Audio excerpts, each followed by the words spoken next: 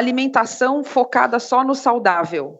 E deixar, por exemplo, nas entrelinhas que você comer algo que não é fit ou que não é saudável, não é correto.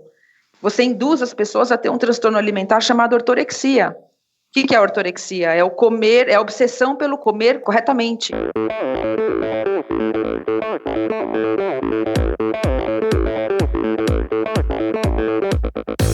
Olá pessoal, aqui quem fala é Renata Falzoni. Olá, eu sou Tim Don. Eu sou Jaque Mourão. Olá, eu sou João Paulo Diniz. Eu sou Adriana Silva. Oi, eu sou Mauro Ribeiro. E esse é o Endorfina Podcast. Valeu, até mais.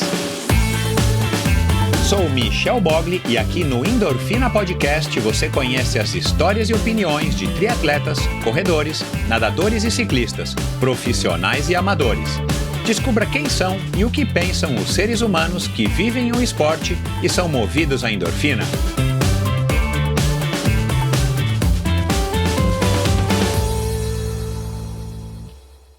Mais uma vez este episódio em oferecimento da Probiótica. Por sinal, tenho certeza de que você já tem acompanhado o trabalho muito legal que a Probiótica vem fazendo, investindo não apenas na fabricação de produtos de primeira linha, é claro, mas também ao patrocinar provas e atletas. Aliás, parabéns à Probiótica pela iniciativa. Estamos precisando de empresas que acreditem no esporte de uma maneira sustentável e o apoio aos atletas profissionais é uma parte importantíssima nesse processo. Aliás, muitos atletas já comentaram a esse respeito aqui no Endorfina. A Probiótica produz uma linha específica de suplementos da mais alta qualidade para os esportes de endurance, tanto para os seus treinos quanto para as provas. Você encontra uma linha completa de carboidratos, desde o tradicional Carbap Gel até o Carbap Pós 4x1, diversos tipos de proteínas, energéticos como a D-ribose e a destrose, glutamina, creatina e os BCAAs que seu nutricionista já deve ter recomendado. Estes produtos e toda a extensa e completa linha de suplementos da Probiótica você encontra na Quality Nutrition.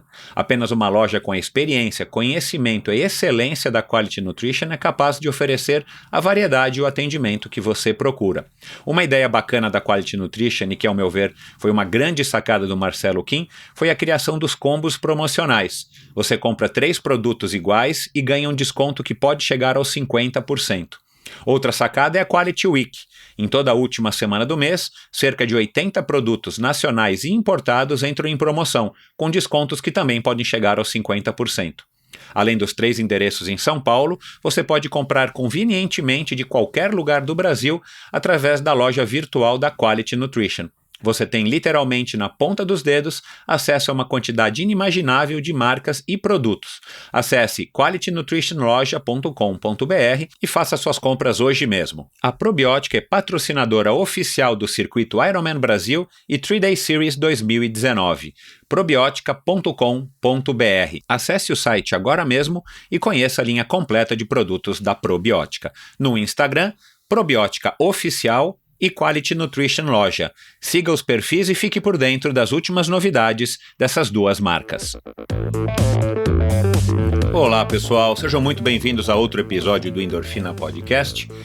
Bom, para começar quero falar agradecendo a todos que têm participado ouvindo o Endorfina Podcast, é óbvio, eu tenho dito isso aí muitas vezes antes dos episódios, e agradecer a todos vocês que têm comentado o episódio da semana passada, com Danilo Balu, foi um episódio super comentado, muita gente adorou, muita gente fez comentários nas suas redes sociais, é um cara de fato que atrai a atenção de muita gente. E o episódio antes do episódio do Balu, também o episódio com o nadador, fantástico nadador e meu amigo Edmundo Foschini, também teve uma repercussão muito grande, principalmente pelas distâncias e pelas distâncias que ele nada, e continua nadando ainda aos 70 anos de idade, e pela história, pela força de vontade, pelo espírito aventureiro do Edmundo. Então obrigado a todos vocês que têm ouvido, obrigado a todos vocês que têm comentado. Como eu sempre digo também ao final de cada episódio, vai lá, dá uma palavrinha pro Edmundo nas redes sociais dele, dá uma palavrinha pro Danilo também nas redes sociais dele. Eles gostam de ouvir, para mim é legal, porque gera um feedback também pro convidado. E é claro que a gente gosta de ouvir a opinião de todos vocês. Então, vamos lá. E para complementar, antes de eu fazer a introdução do episódio de hoje, que por sinal está um episódio muito legal, Eu peço normalmente para quem me encontra por aí, para quem eu troco mensagens no Instagram, para que passe, quando tiver um tempinho, lá no iTunes Store e dê uma quantidade de estrelas, né? Faça lá uma votação, de 1 a 5 estrelas você pode votar no iTunes Store, independente se você ouve ou não o Endorfina por lá, se você usa ou não o iOS, né? É só você baixar o programa, né, do iTunes e provavelmente você deve ter músicas lá armazenadas. Então tem uma seção de podcasts.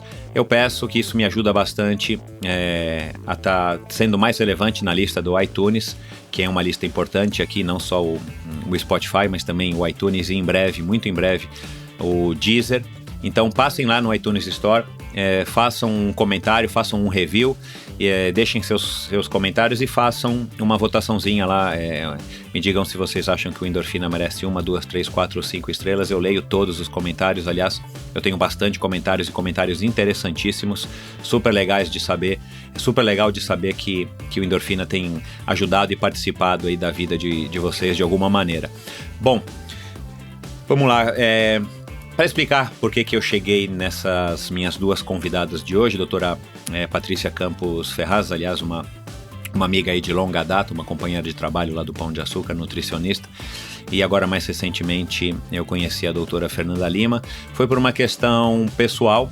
Eu não treino mais nem metade do que eu já treinei, aliás, acho que nem 1/10 do que eu já treinei, mas eu venho andando muito cansado nos últimos anos. Eu tenho uma filha pequena, a Nina, que acabou de fazer 3 anos, e claro que mais o estresse do dia a dia, as noites mal dormidas e talvez algumas mudanças na minha alimentação, em virtude de eu estar experimentando também algumas estratégias, algumas dinâmicas de alimentação, eu venho me sentindo muito cansado.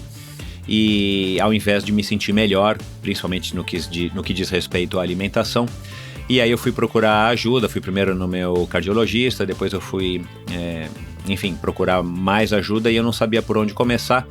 E a minha amiga Carla de Pierro, a psicóloga do esporte, que também já esteve por aqui, me indicou falar com a doutora com a doutora Fernanda Lima, e que fica na clínica, que trabalha na clínica Move, né, que aliás é perto de onde eu moro, lá na Vila Nova Conceição. E aí eu fui lá para me consultar com a doutora Fernanda, e eu tive uma grata surpresa. Além de ser uma profissional super bacana e super entendedora do assunto, ela chegou para mim com esse termo que eu desconhecia até então, o tal do Red S, que é um dos principais temas aqui, não é o único tema, mas um dos principais temas aqui do nosso bate-papo de hoje, que nada mais é do que a síndrome da deficiência energética em atletas, né, uma sigla em inglês. E aí ela me explicou um pouco, me fez olhar uma série de perguntas, e de fato, pelos meus sintomas, eu apresentava aí quase todas as características de quem está com essa síndrome. E claro que isso não me deixou nem um pouco animado, e ela me pediu uma série de exames. Lá fui eu fazer uma série de exames, e para minha grata surpresa, eu não tinha nenhum problema acusado nos meus exames, inclusive na densitometria óssea. Eu estava muito bem, obrigado. Então a constatação foi de que eu estava precisando de fato dormir e descansar, para que eu pudesse ter mais energia durante o dia, não só para os treinos, mas para minhas atividades diárias. Mas quando ela me contou dessa história, dessa novidade para mim, da síndrome do Red S, eu comecei a ir atrás, pesquisei, ouvi alguns podcasts que falavam do Red S, eu acabei descobrindo. Enfim, e isso me chamou a atenção porque para as pessoas com as quais eu convivo, e atletas, esportistas e tal, o que eu comentava, a grande maioria, ou quase todos, não sabiam da existência dessa síndrome, né, ou de como ela foi, como ela foi formatada, sei lá como é que se diz. Na verdade não existe nada novo, não é uma coisa que surgiu agora, é uma coisa que já deve existir aí há muitos e muitos e muitos anos, para quem treina muito, mas atualmente ela está mais em evidência. E aí eu combinei com a Fernanda e com a Patrícia, que é nutricionista, que também trabalha, minha amiga, que também trabalha lá na Clínica Move, e aliás elas pedalam juntas, eu não sabia, né, vim a saber isso depois. Eu combinei com elas da gente fazer então um episódio para a gente tratar desse assunto com essas duas especialistas, não só nas suas áreas, mas também voltado para o esporte, né? Uma especialista em nutrição esportiva e a outra especialista em medicina do esporte. e foi um resultado muito legal. Tenho certeza que vocês vão adorar esse bate-papo. E por uma coincidência maior ainda, nas últimas semanas, quem vem acompanhando a Raíza Goulão nas redes sociais já deve estar sabendo, se não soube vai ficar sabendo agora. A Raíza Goulão vem apresentando resultados cada vez mais tímidos, vem tido problemas na sua performance, e para quem não sabe, a Raíza Goulão é uma das nossas melhores mountain bikers. Ela já esteve aqui no Endorfina, se eu não me engano, em fevereiro de 2018, já faz aí um ano e meio. É uma pessoa super legal, enfim, uma atleta aí, que tem um valor indescritível, e ela acabou revelando que ela está com Red S, ela está cometida com essa síndrome da deficiência energética e que tem causado diversos problemas, e a gente agora ficou sabendo que era isso que fez com que ela não tivesse os resultados esperados e muitas desistências de prova, muitas lesões. Então, quer dizer, foi uma coisa que veio a calhar ainda mais. Inclusive aí quando eu soube que a doutora Fernanda atendia a Raíza, outra coincidência, eu trouxe a Raíza para bater um papo não, mas ela respondeu aqui, ela participou aqui rapidamente do episódio de hoje. Vocês vão curtir aí o que ela também disse. Aliás, à altura que esse episódio estiver indo ao ar, ela já vai ter talvez feito mais postagens e vai estar divulgando cada vez mais essa condição dela, que é temporária, né, que é passageira, não é nada definitivo, né, mas exige paciência, e jogando um pouco mais de luz também, bem como esse episódio aqui, para essa síndrome chamada Red S. Então, tenho certeza de que vocês vão curtir mais um episódio aula, um episódio para trazer mais conteúdo e aprendizado ainda para vocês. E é isso, com vocês então, o episódio de hoje, para a gente tratar de assuntos relacionados a treino, nutrição, saúde e, por que não, redes sociais. Obrigado e um abraço.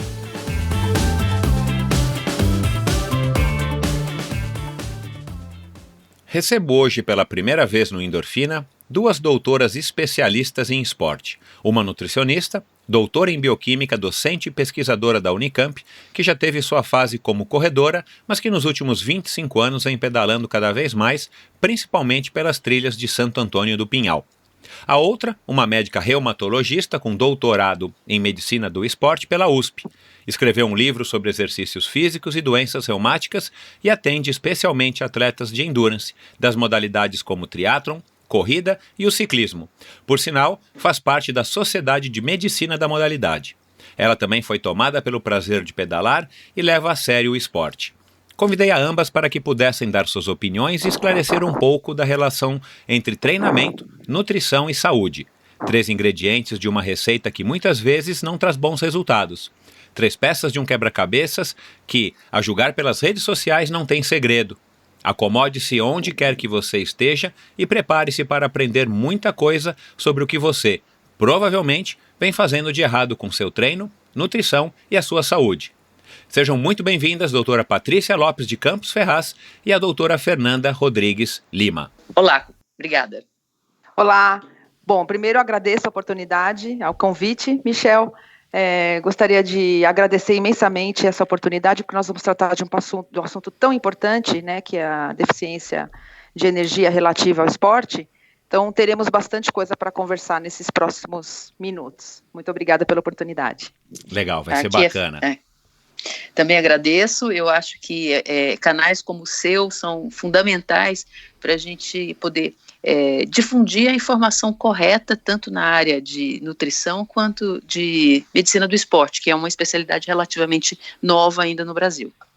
Pois então, esse é um dos meus grandes interesses e curiosidades, justamente porque hoje em dia, com o mundo cada vez mais conectado e todo mundo tendo acesso à informação de todos os tipos e de todas as qualidades, eu acho que a gente jogar um pouco de luz sobre esse assunto que a gente vai abordar aqui, esses 3 tópicos que eu citei aqui agora na introdução, né, o treino, a nutrição e a saúde de uma maneira geral do indivíduo, especialmente do atleta, seja ele amador ou profissional. Acho que é legal porque, enfim, muito assunto, muitas coisas a gente lê, muitas coisas a gente tem acesso e vê, principalmente nas redes sociais, e aí a gente acaba eventualmente se perdendo ou perdendo uma referência e não entendendo o que a gente deve fazer ou que linha que a gente deve seguir.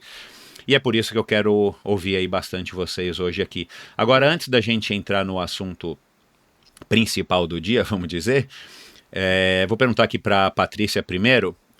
Sendo nutricionista e uma pessoa completamente ligada aí a tudo isso que a gente está falando, né, uma super entendedora do assunto, pesquisadora e tudo mais, Patrícia, e também uma ciclista aí super competitiva, que cuidado, por exemplo, que você já teve hoje com você, que é uma coisa assim, tipo, que você não abre mão, por exemplo. A gente está gravando esse episódio logo cedo de manhã. O teu café da manhã teve alguma coisa especial? Você está em jejum intermitente de X horas? Você tomou suco de beterraba? O que você fez hoje aqui que te dê, que é um hábito, um segredo que você tem para se manter saudável? Olha, tem um pequeno hábito que eu faço todos os dias de manhã, que é tomar um suco de frutas vermelhas. Então pode ser morango, framboesa, amora. Eu compro essas frutinhas congeladas porque são difíceis de ter o ano inteiro. E eu faço um suco de frutas vermelhas que tem bastante antioxidantes. E esse é um pequeno truque. No resto, eu gosto de comer assim de forma muito prosaica. Então eu como pão francês, eu tomo leite, não tenho nada contra esses dois alimentos, não tenho grandes restrições a eles. Então, obviamente, eu tento comprar um pãozinho francês integral, tomar um leite que não seja o HT, que seja assim, apenas pasteurizado, né? Por uma série de razões, mas nada tão diferente do que a maioria das pessoas, apenas pequenos cuidados. E você, Fernanda? Eu acho que a nossa manhã, na verdade, começa com uma noite bem dormida. Então, é sempre um cuidado importante, principalmente para quem tem um nível de atividade muito grande, seja física ou de trabalho, ter cuidado na hora de dormir. Um quarto mais escuro, uma temperatura mais baixa, mínimo de interferência de ruído. Então, a gente começa um dia bem, dormindo bem. Legal. Para quem acompanha o Endorfina aí já faz algum tempo, faz alguns episódios, eu recebi o Dr. Luciano Rotella, um especialista em sono, que aliás analisou o meu sono, o sono da Adriana Silva, que também já teve aqui no Endorfina agora recentemente, e ele fala muito disso na nossa conversa, né, tal da higiene do sono, para que você tenha um sono de qualidade e regenerativo. Sem dúvida nenhuma, essa tua reflexão é importantíssima. O dia começa bom se você dormiu bem, né? Exato, exatamente, isso aí. Legal. Bom, vou pedir para que eu fiz aqui um micro resumo da vida aí de vocês, da qualificação de vocês duas, mas eu gostaria de pedir que cada uma fizesse aí, que provavelmente eu devo ter me esquecido ou me equivocado em alguma coisa, que fizesse uma rápida apresentação, a começar pela Patrícia. Faz uma breve apresentação, Patrícia, aí das suas qualificações, por favor. Então, eu sou formada em nutrição pela USP e fiz mestrado em ciência dos alimentos na Faculdade de Ciências Farmacêuticas da USP. Fiz doutorado em bioquímica na Unicamp, no Instituto de Biologia, e fiz pós-doutorado em educação física. Esse pós-doutorado eu terminei recentemente, tem poucos anos, e me rendeu muitos frutos, né? E a minha linha de pesquisa toda sempre foi sobre aminoácidos e exercício, né? Metabolismo de aminoácidos e exercícios. Então, eu tenho muito carinho por esse assunto, por suplementação de proteínas e aminoácidos, exercício e doença, né? Eu passei também a estudar, por exemplo, o efeito da creatina em câncer, né? Foi o objeto do meu pós-doc, que foi muito legal. Saí um pouquinho do exercício e entrei numa condição metabólica muito diferente, mas que me acrescentou muito. E além da parte acadêmica, eu trabalhei durante 14 anos no Grupo Pão de Açúcar, né, com a Bílio Diniz, no Pão de Açúcar Clube. Tenho muito orgulho disso, foi uma escola tremenda, ele foi um visionário, né, com tudo que ele fez ali 20 anos atrás e que as pessoas replicam hoje. E sempre estive envolvida no meio esportivo, e além de fazer a parte acadêmica, eu também atendo muito tempo, né? Então eu consegui aliar a minha experiência acadêmica com a prática clínica, e isso é um motivo assim, de muita felicidade para mim. Oi, Fernanda, então agora fala um pouquinho aí, faz uma apresentação aí das suas qualificações, por favor. Tá bom. Bom, eu sou médica. Eu sou formada na Universidade Federal de Goiás, eu sou goiana, mas já me mudei para São Paulo há milhões de anos, fiz residência aqui em reumatologia, fui fazer um mestrado fora, ainda dentro da área de reumatologia, fui para Londres, fiquei 2 anos lá, e na volta eu sentia muita falta do que eu gosto muito de fazer, que é tentar aliar exercício físico com doença, e eu entrei num doutorado mais na área esportiva. Eu estudei metabolismo ósseo em atletas, o papel do impacto, dos diversos estímulos ao esqueleto no metabolismo ósseo. E a partir daí, lá dentro da USP também, onde eu sou médica assistente, a gente desenvolveu, depois que eu fiz a especialização em medicina do esporte, o doutorado, toda uma linha de pesquisa em parceria com o pessoal da educação física da USP, em exercício e doença crônica, e paralelamente eu criei um ambulatório de medicina do esporte para atender atletas recreativos, atletas profissionais, federados, com pouco acesso ao recurso financeiro para atendimento na área. Paralelamente, há uns 10 anos atrás, começou o embrião de se criar uma residência em medicina do esporte, e eu participei desse processo, e hoje nós temos uma residência de medicina do esporte lá dentro da USP, na qual eu dou aula também. Sempre gostei de consultório, adoro atender paciente e faço consultório há muitos anos, e cada vez mais direciono essa parte de dia a dia de consultório para atendimento de performance em esporte, e também entendo que qualquer um de nós é um atleta em fase diferente de treinamento, então mesmo um doente com diabetes, hipertensão, osteoartrose, ele deve fazer exercício físico, exercise is medicine, né? É o mote hoje do Colégio Americano de Medicina Esportiva, e eu acredito muito nisso. Legal. Agora, assim, né, reumatologia enfim, desculpa, no meu entendimento não parece ser uma área assim de muito comum de interesse das pessoas. De onde que veio esse teu interesse por se especializar em reumatologia e depois não ficar cuidando de pessoas normais e voltar as tuas atenções, o teu estudo para praticantes de atividade física e atletas também de performance? Só por curiosidade. Sim. Bom, começou desde cedo. Meu pai foi meu pai foi diretor da Faculdade de Educação Física em Goiás, criou uma das primeiras academias de ginástica em Goiânia, no formato que nós conhecemos hoje, de academia de ginástica. Na época não existia isso. Então, desde pequena, eu me lembro de ir para participar das Olimpíadas da ESEFEGO, da Escola de Educação Física, achava aquilo o máximo. Pensei em fazer educação física, só que eu sempre fui muito vocacionada para cuidar de pessoas. Então, a reumatologia veio porque é uma especialidade clínica que cuida de doenças do aparelho locomotor. Então, sempre teve esse interesse no movimento. Exato. O reumatologista é o ortopedista clínico. Nós não operamos e nós tratamos as doenças que não são cirúrgicas de aparelho locomotor, e são inúmeras. Aí dentro nesse sentido, nos últimos anos tem muito trabalho mostrando o papel do exercício no que a gente chama de doença crônica, e as doenças reumáticas são doenças crônicas, são doenças que não têm cura, elas vão embora no decorrer dos anos, e o exercício físico é uma maneira de se tratar e de minimizar e melhorar a qualidade de vida. Então foi esse caminho que eu fui levando, com esse meu interesse pessoal desde a infância, exercício físico. Só que no Brasil, na década de 90, até pouco nos anos 2000, a medicina do esporte era muito vinculada à traumatologia do esporte. Então era o ortopedista que fazia para tratar lesão, fratura, lesão ligamentar, etc. A medicina do esporte, como a gente entende hoje, é uma modalidade clínica que ajuda o atleta a não se lesionar, tem uma atuação preventiva e, mais do que isso, trabalha num ajuste fino para que o atleta consiga o máximo da sua performance. Assim, detalhes em que a gente trabalha. E para o paciente, para a pessoa que tem doença, a gente usa diversas estratégias para fazer com que a pessoa consiga se condicionar respeitando os limites da doença. Entendi. Bacana. E o teu, Paty, de onde que veio esse interesse aí pela área de nutrição esportiva? Olha, veio muito cedo. Eu me lembro no 2º, 3º ano da faculdade, Na verdade, eu deveria falar antes que eu sempre gostei muito de esporte, sempre fiz esporte desde a infância. Então, eu nadei quando criança, fiz balé, joguei vôlei, andava de bicicleta na rua, né?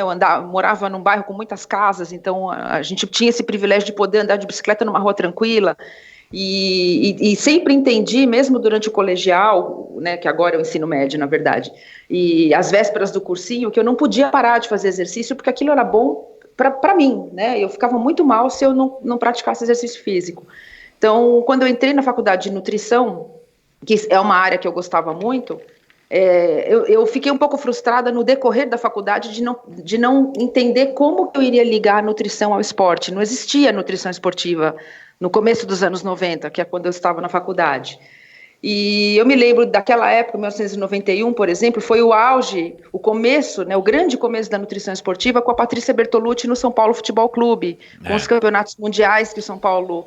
Então eu ficava admirada, eu estava fazendo graduação ainda. E aí a forma que eu encontrei de começar a juntar a nutrição com o exercício foi fazer um mestrado onde eu usasse o exercício como ferramenta para minha grande... Então eu consegui, mexendo os meus pauzinhos aqui, lá, conversando com muitas pessoas na USP, eu consegui ser direcionada para a Faculdade de Ciências Farmacêuticas, e lá o professor Júlio Tirapegui me acolheu e eu fiz o meu mestrado em exercício físico. Então fui fazer disciplinas na Escola de Educação Física, eu tive aula com o Sérgio Miguel Zucas, né, de Fisiologia do Exercício, que foi muito importante, né, ele foi um pioneiro no país nessa área. Então dali eu comecei a traçar um caminho entre o exercício e a nutrição. E quem me deu isso naquele momento foi a área acadêmica. Bacana. E eu abro um parênteses aqui, porque coincidentemente ela falou da Patrícia Bertolucci, que eu considero assim uma visionária nessa época, realmente, em nutrição de esporte. E coincidentemente ou não, nós duas tivemos matérias em comum na faculdade. A Patrícia também é goiana. É goiana, claro. Exatamente. Então, quando eu fazia medicina, ela fazia nutrição, lembro de ter aula em comum com ela. Então, é uma pessoa com quem eu tenho um contato, um relacionamento de muitos anos, e uma pessoa que eu admiro nesse aspecto dela ter sido inovadora de levar a nutrição ao esporte como ela levou nos anos 90. Que legal, eu não tinha essa noção, né? Vocês já devem saber que a Patrícia já passou por aqui também. Aliás, o ouvinte que quiser ouvir também mais uma visão aí sobre nutrição, Patrícia Bertolucci esteve aqui no ano passado, se eu não me engano, um episódio aí muito bacana, eu também respeito muito, conheço a Patê aí faz muitos anos. Aliás, ela está numa fase aí como ciclista excepcional, né? Treinando pra caramba, eu cruzo com ela todos os dias lá na ciclovia. Ela não tá para muita conversa não, tá sempre com pressa fazendo tiros e tudo mais. Mas que legal, eu não tinha noção que a Patrícia...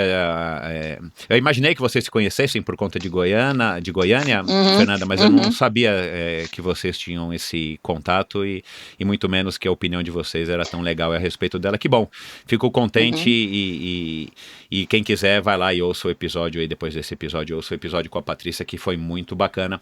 Agora, deixa eu fazer uma pergunta mais genérica para depois a gente entrar no assunto mais específico, mas é uma curiosidade, eu tenho ouvido alguns podcasts, às vezes com especialistas na área de saúde, enfim, qualquer que seja aí a área, mas parece que há um consenso, eu queria ouvir a opinião de vocês, que todos esses avanços tecnológicos e estudos e pesquisas e tudo mais que a gente vem experimentando nos últimos anos, eu acredito que na medicina também isso tem se intensificado por conta dos descobrimentos e principalmente acesso a tecnologias ou criação de tecnologias novas que a gente vem experimentando hoje em dia. É possível a gente dizer, e eu quero ouvir a opinião de cada uma de vocês nas suas disciplinas, que a gente hoje consegue, eu não sei se mitigar é a palavra correta, ou talvez evitar, ou talvez diagnosticar de uma maneira mais precoce e quem sabe até contornar os efeitos negativos do esporte de alto rendimento para o corpo dos indivíduos, para a saúde do ser humano? Vamos lá com a Patrícia primeiro. Olha, diante do que a gente sabe hoje, diante da evolução da ciência, da fisiologia do exercício, da nutrição, da suplementação nutricional, as formas de monitoramento do treinamento, Quer dizer, isso dá muito subsídio, né, para o indivíduo se cuidar, perceber quando que está excedendo no exercício, na qualidade do sono. Acho que a Fernanda depois vai falar mais sobre isso, mas vamos falar do meu lado. O que sabemos de nutrição hoje ajuda as pessoas a se recuperar melhor do treinamento e possibilita a elas uma longevidade no esporte que antes era impensável. Então, nesse aspecto, eu concordo assim, com o que foi colocado. Uhum. Sem dúvida, e a evolução foi muito rápida nos últimos 10 anos, eu penso assim, e inclusive tem uma aula que eu devo dar, que a gente fala justamente dos wearables, né, dos equipamentos que a gente pode hoje vestir, colocar, anel, relógio, que ajudam o atleta a modular parâmetros fisiológicos que detectam de forma precoce um cansaço excessivo, antes que esse cansaço apareça na performance. Do ponto de vista do que fica na mão do médico, hoje a gente tem métodos laboratoriais em que a gente pode detectar determinadas substâncias que também vão dizer, olha, cuidado, alerta vermelho aí para o que o atleta está fazendo. Então, sim, esses ajustes finos hoje podem ser feitos de uma forma cada vez melhor. Bacana. E com a proximidade cada vez maior aí da gente tá chegando na era do 5G, né, com a internet das coisas, através desses wearables, né, que são esses gadgets que a gente pode comprar, já tem hoje em dia, né, pulseirinha e o próprio celular te lê, monitora, de repente a gente já consegue mandar informação direto para o médico ou já direto já colhe exame e manda para o laboratório, né? Exato. A gente vai conseguir ter o atleta, principalmente de alto rendimento, né, que é o que tem maior interesse nesse aspecto, acho que vai conseguir realmente se beneficiar bastante desses avanços tecnológicos e quem sabe então, segundo vocês, está contornando ou evitando uma rota de colisão aí com problemas de saúde decorrentes. Diga, pode falar, Fernanda. Não sei se você viu o Oura Ring, o anel, para mim eu achei sensacional. Não conheço. Ele é um produto que foi lançado recentemente, acho que ainda o acesso é restrito, mas é um wearable, que é um anel que ele registra, inclusive temperatura corporal e sono, como você pode dormir com o anel. Claro, eu sei que alguns relógios já fazem isso, mas ele faz isso com precisão maior. Ah, que legal. Eu estou dando uma olhada aqui na internet, eu já vi, que legal. É bem interessante, assim. E também, não só dos gadgets que auxiliam nos parâmetros que a gente avalia, frequência cardíaca, temperatura, sono, etc., mas tem outros gadgets que ajudam em recuperação. Também tem aquele aparelho que sincroniza ondas eletromagnéticas que alguns times americanos estão usando, principalmente os de basquete. Ainda não tem tanto estudo, mas aparentemente essa sincronização de ondas cerebrais pode ajudar num padrão de recovery. Então, sim, é sem fim. Isso porque a gente nem começou a falar da questão de marcadores genéticos, né, que eu acho que ainda é um saco de gato. Teve um boom aí de se pesquisar, dizer quais eram marcadores genéticos para endurance, para força, etc. Mas nisso a gente ainda está muito incipiente, mas tem futuro. Eu ouvi também um podcast, né? É meio repetitivo para quem me ouve aqui muito no Endorfina. Eu sempre cito podcasts porque é de fato a minha principal fonte de informação hoje em dia. Eu sou um cara viciado, mas eu ouvi um podcast com uma espécie de cientista aí do futuro, futurologista, nada a ver com coisas místicas ou tal, um cara que estuda, um estudioso do futuro, e segundo ele, a próxima grande revolução que a gente vai viver no mundo é a revolução genética, né? E você falando disso me recordou do que eu ouvi desse pesquisador, eu não me recordo agora o nome, se eu não me engano foi no podcast do Joe Rogan Experience, e ele falou que a próxima revolução é a revolução genética. E isso vai trazer muitos avanços, muitas questões, né? Questões éticas, questões morais, éticas, né? questões religiosas, né? Tem o doping genético, vários assuntos. Mas bacana, cara. Então eu acho que vocês concordam em dizer que na fase profissional de vocês a gente está vivendo hoje, dentro das suas especialidades, uma fase, a melhor fase da vida profissional de vocês, com todas essas perspectivas e conhecimentos já adquiridos? Sem dúvida. Eu concordo. Que bom, a gente tem legal. muito conhecimento, né? Muito recurso. E que bom. Claro que tudo isso é uma via infinita, né? A ciência evolui. A gente estava falando aqui de perfil genético, né? E nós não falamos de genética de bactérias, que é um outro assunto, né? A microbiota intestinal, que vai dar muito pano para manga aí nos próximos anos, né? O que nós vamos poder fazer através da modulação das bactérias, né?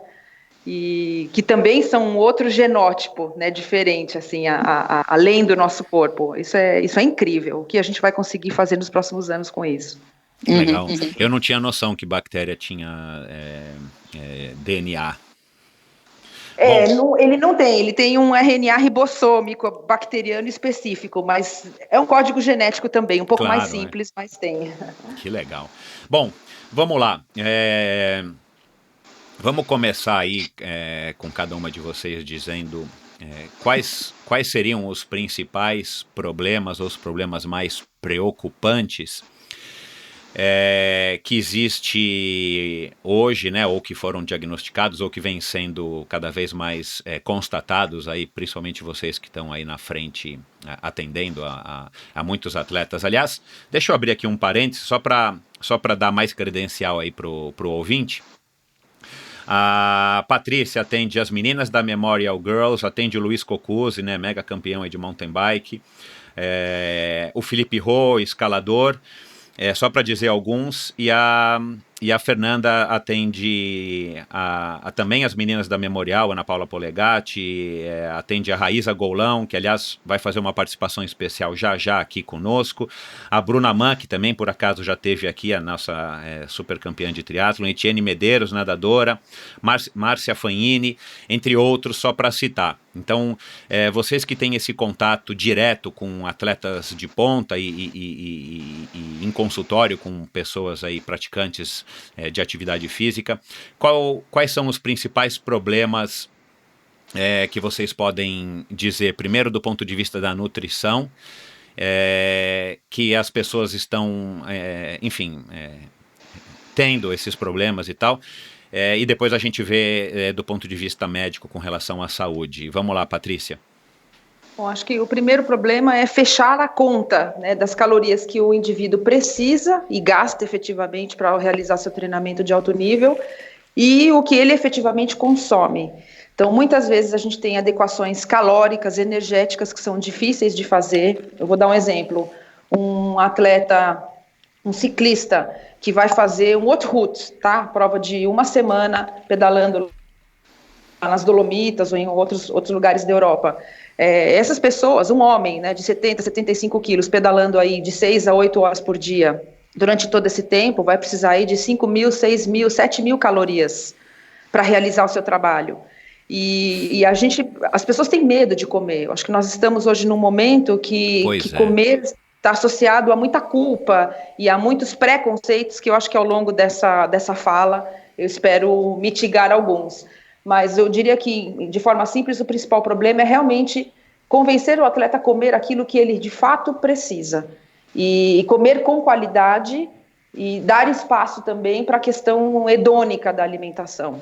Isso, humanizar um pouco toda essa fala também é importante para mim.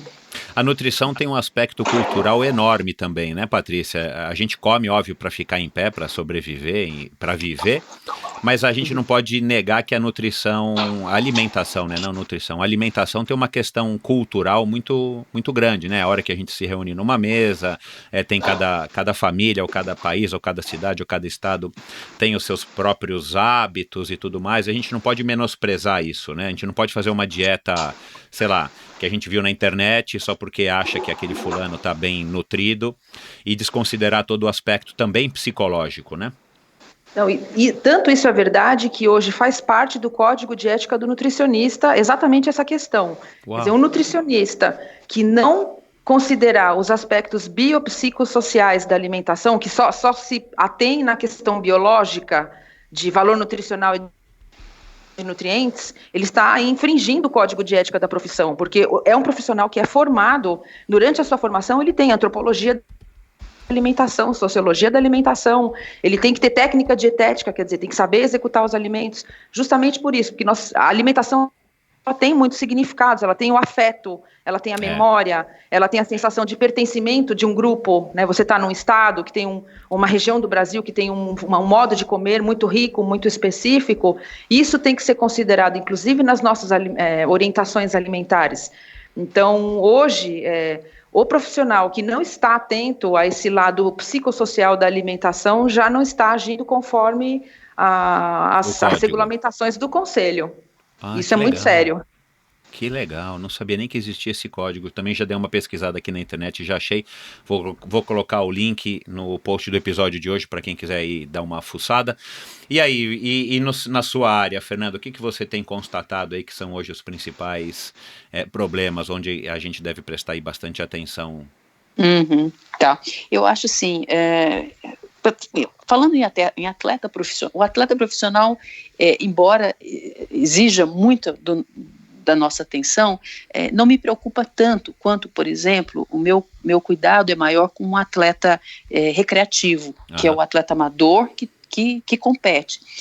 Eu vejo que esse atleta amador que compete, ele quer ter um resultado, uma performance igual à do atleta profissional, mas ele esquece que, além disso, ele é pai, ele é mãe, ele trabalha, ele é empresário, ele faz zilhões de outras coisas que o atleta profissional não, ele treina, vai dormir e vai descansar.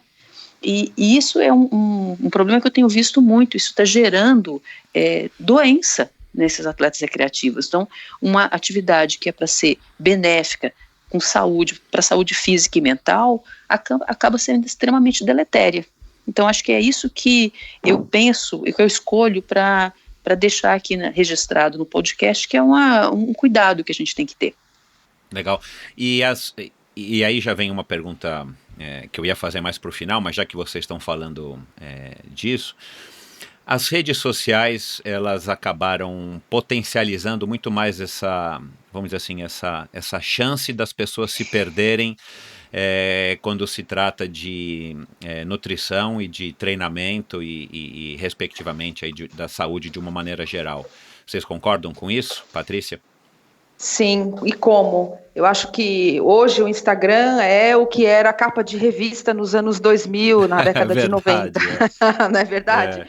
Quer dizer, você olha aquela modelo e você se sente na obrigação, por mil formas veladas e não veladas de cobrança, de ser igual ou de buscar aquilo como ideal, né? Pois é. Então, eu acho que nós tivemos aí o começo dessas mídias sociais com as blogueiras e os blogueiros colocando essa cultura doente, né, do culto ao corpo e da alimentação excessivamente rigorosa e a todo custo para conseguir um corpo que muitas vezes não é funcional.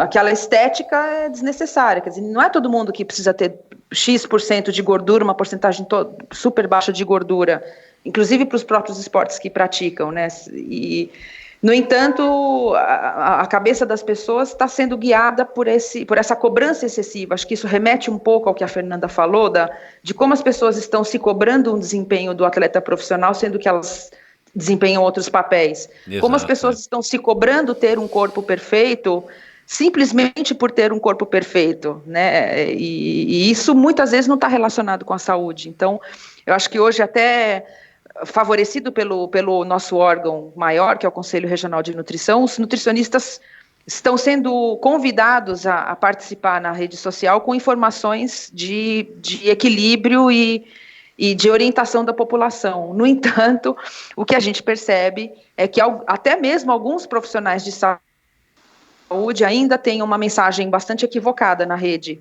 E isso o Conselho também tem olhado com bastante cuidado.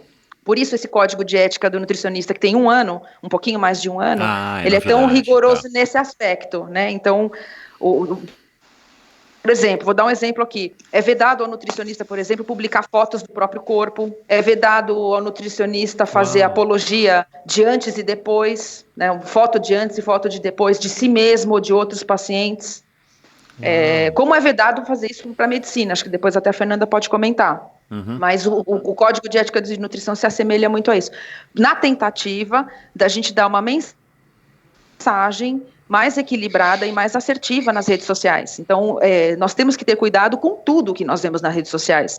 Dos leigos que falam sobre nutrição e infelizmente, de determinados colegas que também passam uma mensagem bastante longe daquilo que se espera que o nutricionista passe. Vou dar um exemplo. A alimentação focada só no saudável e deixar, por exemplo, nas entrelinhas que você comer algo que não é fit ou que não é saudável, não é correto. Você induz as pessoas a ter um transtorno alimentar chamado ortorexia. O que é a ortorexia? É o comer, é a obsessão pelo comer corretamente. Então, a pessoa começa a entrar em sofrimento psíquico se ela não tem algo fit para comer. Então, ela começa a se afastar das pessoas, a ter prejuízos psíquicos mesmo, convívio familiar, e ela começa a empobrecer as suas relações em função de uma comida ortodoxa que ela tem. Você convida o seu cunhado para jantar em casa, ele traz a marmita, né, e come a comida só que ele trouxe, porque a sua comida não é a comida que ele tem que comer, né, uma situação constrangedora, pô. É constrangedora e é mais comum do que se imagina, e eu fico muito preocupada, como eu dou aula, eu tenho alunos, eu falo isso para os meus alunos, quando essa orientação vem de um profissional da área da saúde.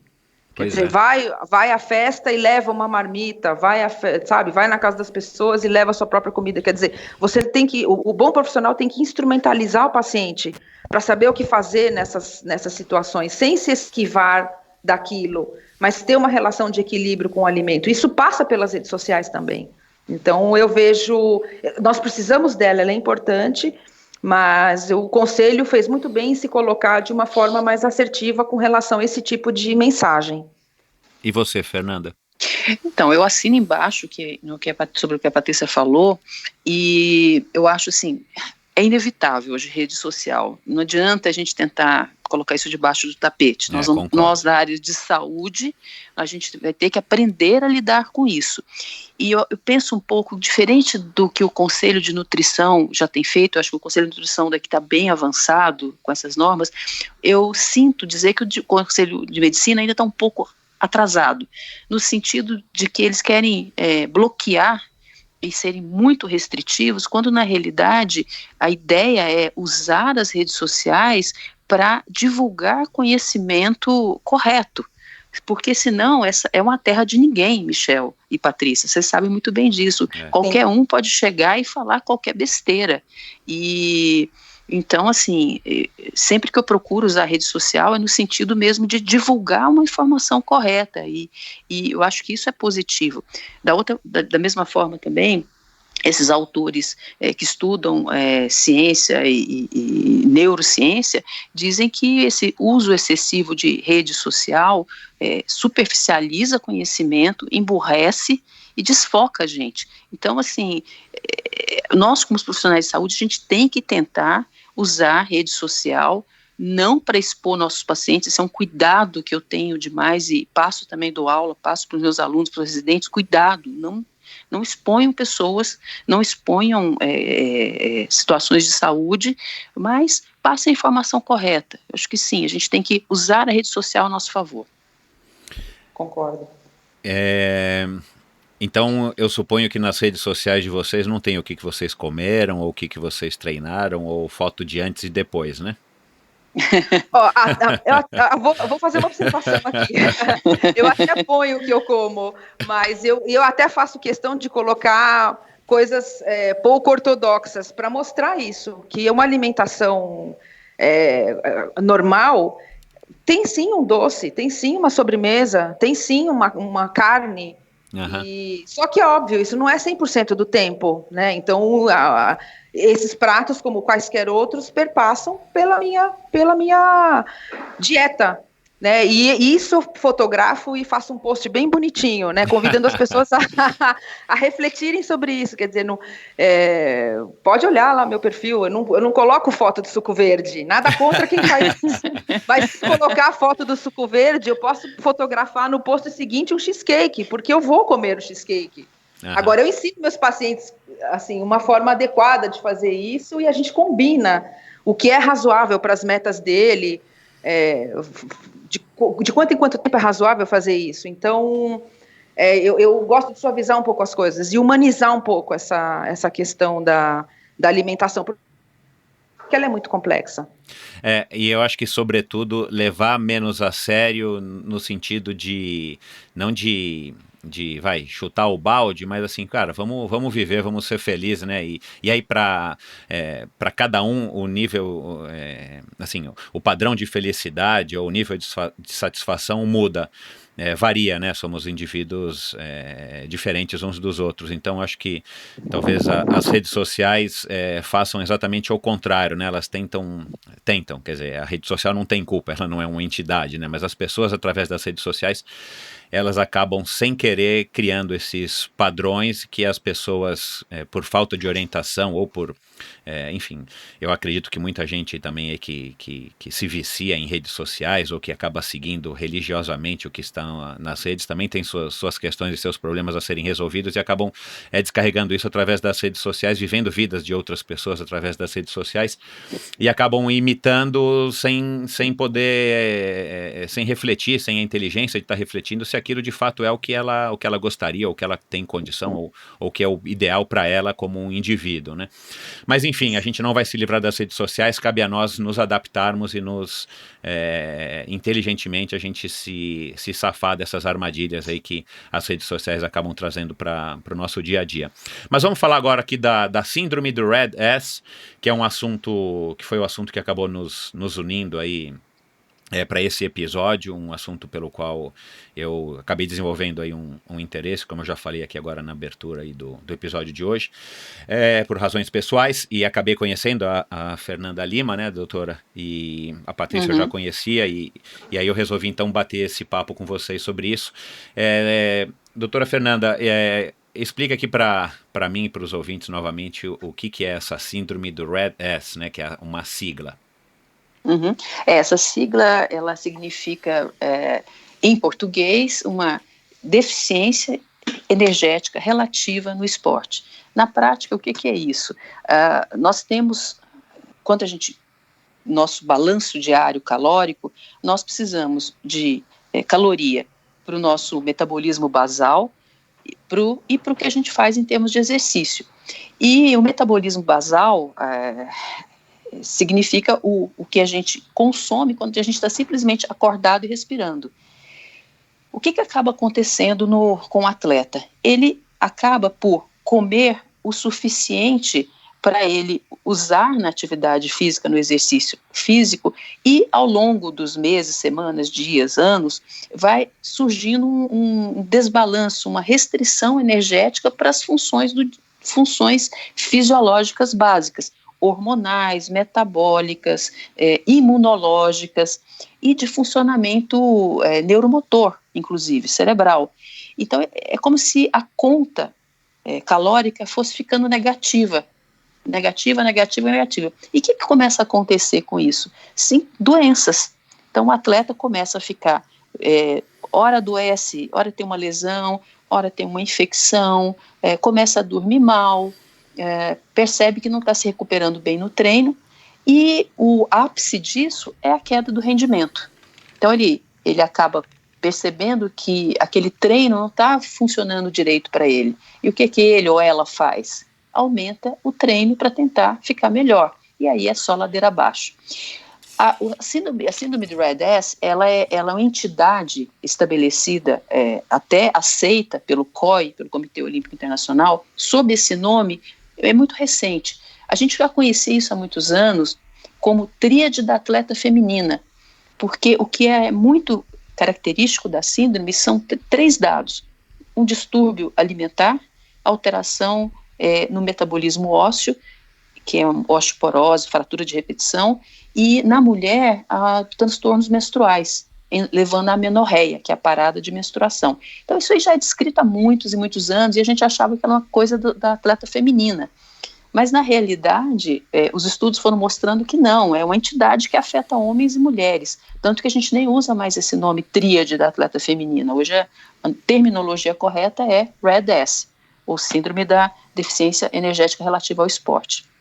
E uma dúvida, isso não é uma coisa que acontece de um ano para o outro, ou pode acontecer, ou é uma coisa que vem sendo construída, que é construída durante anos e anos e anos de treinamento? Olha, Michel, de comportamento inadequado, né? Como você citou. Exato. Em geral, assim, o clássico é que é uma síndrome mais arrastada. Ela vem sendo, como você mesmo colocou, construída ao longo dos anos e com coparticipação, muitas vezes, do técnico, da família, entendeu? Porque, assim, é um conjunto de pensamento que vai levando o atleta naquele caminho. No entanto, em algumas modalidades recreativas, inclusive, exemplo aí até o CrossFit, eu tenho visto casos muito rápidos em que há um desbalanço energético muito agressivo, um volume de treino muito grande, e o atleta recreativo, que tem uma reserva fisiológica menor do que o atleta profissional, um estamina menor, ele adoece mais rápido. Já devem fazer alguma pesquisa para comprovar se existe uma relação direta entre o aumento do número de casos de RED-S nos últimos anos com a popularização das redes sociais. É um ótimo tema, um tema de doutorado isso aí, interessante. Existem diferenças entre, enfim, sei lá, como é que a gente pode chamar de tipos ou características do RED-S entre ciclistas, corredores e nadadores, né, que são aí os principais esportes de endurance? Então, o que a gente sabe é que as modalidades em que o endurance é importante, a relação peso-potência é importante, o papel físico do corpo é importante, como por exemplo nas modalidades de ginástica, né, a estrutura física do atleta é importante, e onde há um julgamento mais subjetivo, ou seja, a pontuação é subjetiva, como os juízes de determinadas provas, de novo de ginástica, etc., são esportes mais susceptíveis. Agora, ainda não tem trabalho dizendo que as características sintomáticas aparecem mais no ciclismo de uma maneira e na natação de outra. Não tem nada ainda de evidência científica mostrando essa diferença. Assim. O que eu penso, pela minha prática no dia a dia, é que os esportes de endurance, eles levam mais a alteração, vamos dizer, de sintomas físicos como infecções, lesões de repetição, enquanto algumas modalidades mais relacionadas a esse julgamento mais subjetivo e essa preocupação estética com o corpo, talvez mais com transtornos da esfera neuropsicológica, vamos dizer assim. Mas isso que eu estou falando é totalmente não evidência científica, é uma impressão de prática clínica. Eu concordo. Eu acho que a questão de bailarinas e ginastas, por exemplo, que tem essa preocupação com baixo peso, com corredoras, parece que na prática a gente observa uma associação maior entre esses sinais e sintomas da RED-S e essas modalidades, mas eu diria que é empírico também. Como é que a gente, né, a maior parte das pessoas que nos ouvem aqui são amadores, como é que um amador ele consegue monitorar se ele pode estar caminhando para um quadro de RED-S? E se é possível, enfim, eu imagino que sim, né? Mas se é possível você cortar isso de uma maneira sem prejudicar, vamos dizer assim, a evolução do teu treinamento, você cortar esse caminho, essa rota de colisão com RED-S e enfim, mudar a rota e caminhar para um treinamento mais saudável. Tá. Assim, sem usar nenhum exame de laboratório e sem ir ao médico, eu acho que, antes de mais nada, um atleta recreativo, ou mesmo profissional, ele tem percepção que tem alguma coisa errada quando ele começa a perceber que ele está ficando cansado demais, ele não está se recuperando entre treinos, o recovery dele não está funcionando. Esse é um alerta. Alteração na frequência cardíaca de repouso, aumento na frequência cardíaca de repouso basal. Para aqueles atletas que acompanham a variabilidade de frequência cardíaca, e hoje tem vários aplicativos para isso, mudança no padrão de variabilidade de frequência cardíaca, infecções de repetição, irritabilidade, alteração do sono, no padrão de sono. São sintomas aparentemente banais, mas que podem servir de alerta para esse atleta revisar a parte nutricional e volume de treino. Agora, desculpa, qual foi a segunda pergunta? Peraí, deixa eu só fazer uma pergunta ainda nessa resposta que você deu. Se o sujeito vamos supor, o cara está mais irritado do que o normal, mas ele mantém a alimentação dele numa boa, ele é um atleta esportivo, enfim, um atleta amador que leva a sério o esporte, come qualquer coisa, ou come, enfim, faz a alimentação dele de uma maneira normal, ele não mudou por conta de nenhum influenciador digital nem nada, mas ele está se sentindo mais irritado do que o normal. Ele deve ficar atento ou tem a ver diretamente, sempre ou quase sempre, diretamente com uma variação, uma alteração, uma mudança na rotina alimentar dele? Não, tem outras causas associadas, né? Então eu acho que esse é só um alerta que pode ser isso, mas tem outros N fatores que podem estar relacionados a essa alteração de humor e irritabilidade. Tá. E lembrar, a sua outra pergunta foi em relação a se ele consegue, se é possível, vamos supor que ele descubra isso, ele percebe que ele está irritado, ele está se alimentando normalmente, ou ele mudou a dieta dele faz algum tempo, e ele está cada vez mais cansado e não está rendendo no treino. Ele vai procurar um especialista, né? Ele vai lá no teu consultório, te procura e você detecta que ele pode estar nessa rota do RED-S ou num princípio de RED-S. É possível, sem ele ter que parar, sem ele ter que, sei lá, se medicar, ele mudar essa rota, ou se o cara entrou nessa rota, infelizmente ele vai ter que tomar medidas mais radicais, em todos os aspectos, nutricionais, inclusive? Entendi. Não, sem sombra de dúvida, na maioria das vezes não há necessidade de parar o treinamento. Tanto que, de novo, existe um organograma que a gente segue do Comitê Olímpico Internacional que classifica, vamos dizer assim, a gravidade do RED-S, e dependendo de onde a gente coloca o atleta, ele fica só em estado de alerta, ele diminui o volume de treinamento, ele aumenta a ingesta calórica em X calorias por dia, ou em algumas situações que ele entra naquele quadro vermelho que a gente chama, sai de treino, sai de competição. Existe esse extremo realmente em que a gente tem que tirar o atleta de prova.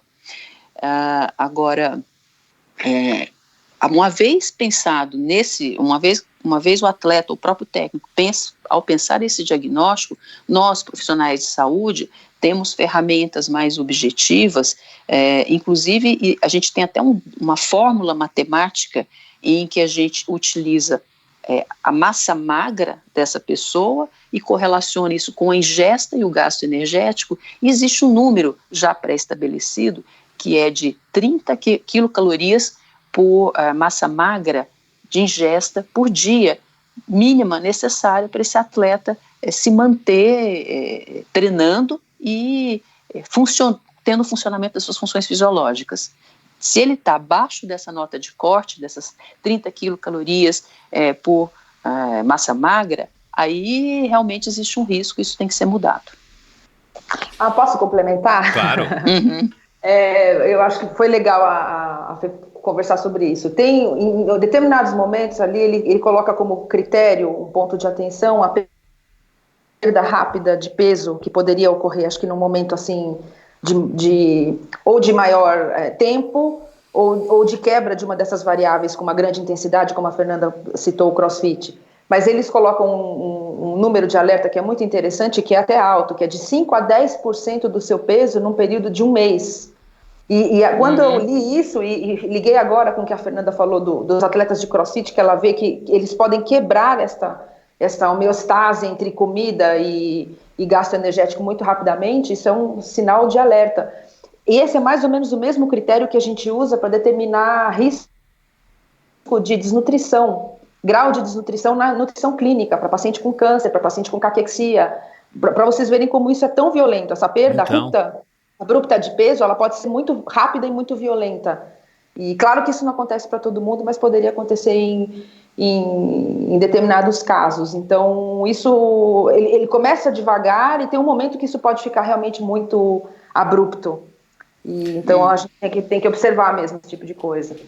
E quais seriam os erros mais comuns ou mais fáceis de se cometer, para quem está nos ouvindo aqui, que levam o sujeito a tá caminhando aí para o Red S? São erros nutricionais ou é uma combinação de treino com nutrição? Ou hoje em dia é de fato essa busca por esse ideal de desempenho, né, que todo mundo diz no esporte de endurance, que menos peso é mais desempenho, né, ou um ideal estético aí pro amador de uma forma mais geral? Quais seriam os principais erros ou o mais comum? Esse aí eu deixo para a Patrícia. Olha, obrigada.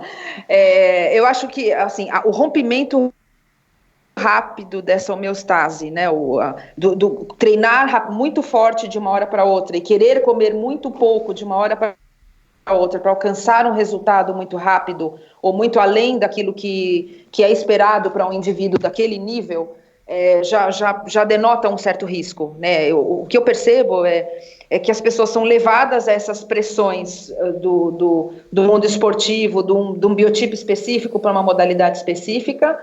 Tem a questão do comer transtornado, porque parte disso, elas se sentem na obrigação de ter ou adotar algumas medidas que remetem às dietas da moda. Então, de repente, a pessoa para de comer carboidrato à noite. De repente, a pessoa começa a fazer jejum intermitente 2 vezes por semana. De repente, a pessoa deixa de comer carne. E tudo bem que o comer carne, ele passa por razões ideológicas que são inquestionáveis, né? Mas eu percebo que alguns atletas, nessa questão além de você ter toda a questão ideológica que perpassa a decisão de se tornar vegetariano, usa o vegetarianismo também para emagrecer e para ter um peso mais baixo, que é uma consequência natural desse tipo de dieta. Então você começa a ter, de repente, dogmas alimentares muito específicos e, ao mesmo tempo que a exigência de treinamento físico fica muito alta. Aí é uma conta perigosa. Aí a gente chega numa situação realmente perigosa. E o Red S, ele é mais, dá para dizer que o Red S ele é mais fácil de acontecer nos homens do que nas mulheres, ou ainda isso não é comprovado ou não tem nada a ver? Patrícia, Fernanda, perdão. Ele foi descrito primeiro nas mulheres, provavelmente, ainda não tem muita evidência em relação a isso, mas provavelmente ele é mais frequente nas mulheres do que nos homens, ou ainda pouco diagnosticado nos homens. Um aspecto que eu acho importante voltar à pergunta anterior sobre sintomas, que eu talvez não tenha deixado claro, é a questão da amenorreia, da parada de menstruação. Sempre se achava assim, muito legal quando a mulher para de menstruar, porque é um problema a menos, porque é um saco menstruar, atrapalha treino, principalmente esporte aquático, etc. Mas, embora seja uma situação comum no esporte, ela não é saudável. Então, é bom deixar isso aqui claro. Uhum. Ficar sem menstruar não é saudável. Existe até situações em que a gente pede para o ginecologista da atleta suspenda o ciclo menstrual para alguma facilidade de prova ou treino, por alguma razão específica, mas a amenorreia espontânea, justamente relacionada a um déficit calórico, ela não é desejada. E eu tenho visto, principalmente por colegas de outras especialidades, e até alguns ginecologistas, quando a atleta vai e reclama, eu parei de menstruar, 5 meses, 1 ano, 3 anos, 7 anos, que já acontece, o médico fala, não, isso é natural, é normal mesmo, que você faz mais esporte. Atenção, não é normal. Não é então, normal. Até existe esse conceito entre médicos ainda, justamente porque a medicina do esporte é uma especialidade recente, certo, e foi introduzida há pouco tempo dentro da medicina. Tem muito médico com esse conceito errado.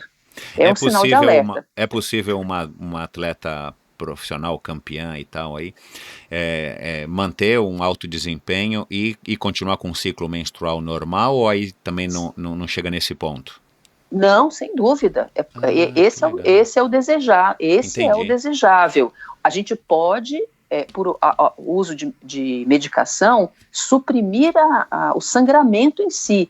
Mas o ciclo menstrual ele deve ser preservado. Tem relatos na literatura de medalhistas olímpicas que ganharam medalha menstruada. Que legal. Não tinha essa noção. Recorde em maratona com a atleta menstruada.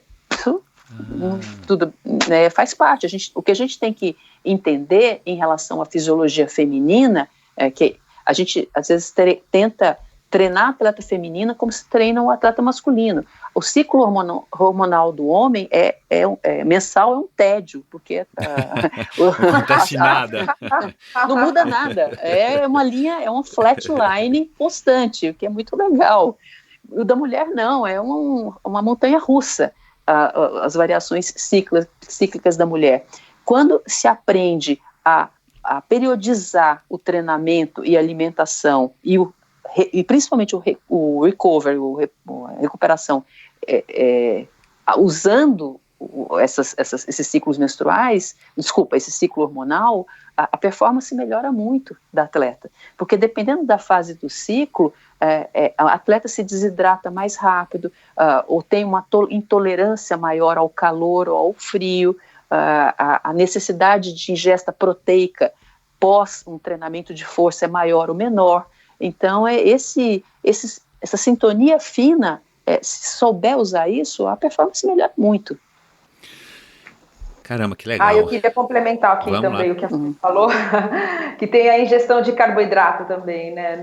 Em determinados momentos do ciclo, a necessidade de carboidrato é diferente, né? Então, Exato. Você dosar isso é mais uma ferramenta que você tem para melhorar o desempenho da mulher, mesmo naqueles dias em que você, com menos conhecimento, diria que seriam dias inadequados para fazer uma atividade física ou um exercício de altíssima intensidade. Então, a gente tem muitas ferramentas. Eu até deixo aqui, recomendo para vocês, quem não leu ainda, tem uma fisiologista do exercício, acho que atualmente ela está morando na Nova Zelândia, mas ela é americana, chama Stacey Sims. Ela tem um livro dela em que ela comenta que mulheres não são homens pequenos, traduzindo para o português seria mais ou menos isso, e a linha de pesquisa dela é justamente disso, a resposta fisiológica ao exercício pelo organismo feminino. Bacana, Stacey Sims, né? Vou deixar aqui um link também no post do episódio de hoje. Overtraining e RAD-S são mais ou menos a mesma coisa? Um está embutido dentro do outro ou não tem nada a ver? Então,